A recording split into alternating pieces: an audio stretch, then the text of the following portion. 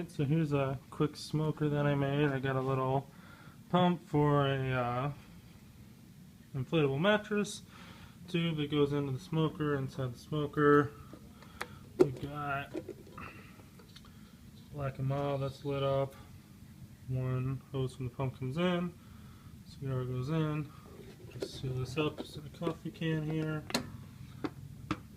Get it. And that smoke comes out of the tube there, so when you kind of turn the pump on,